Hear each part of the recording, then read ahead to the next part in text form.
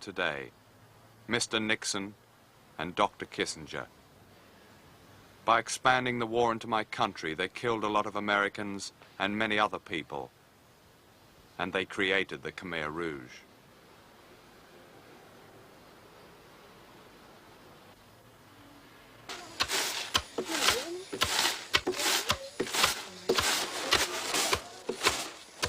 The people in the town of Kanlang Sao, on the banks of the Mekong River, have regressed almost to the Stone Age.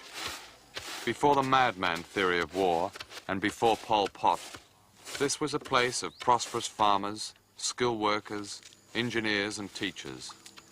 All the brick and stone buildings have been destroyed, and people now live under straw and in plywood shanties.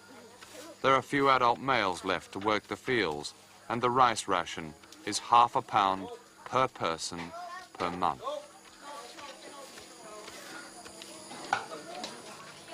A young woman describes how 16 members of her family were executed in one day.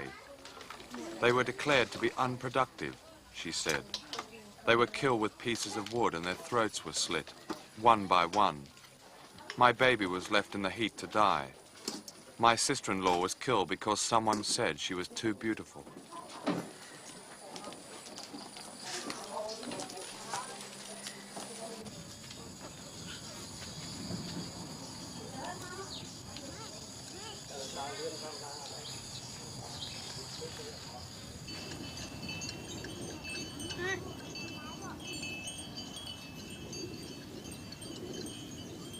The Vietnamese are condemned for driving out the Khmer Rouge killers.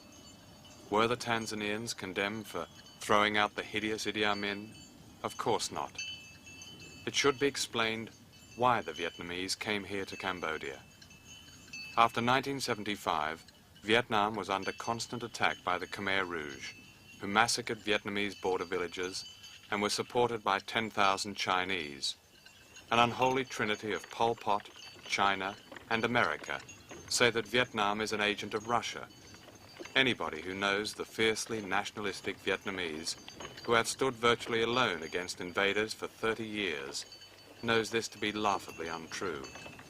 But the Chinese threat and the present denial of aid is pushing both Vietnam and Cambodia deeper into the waiting arms of the Soviet Union.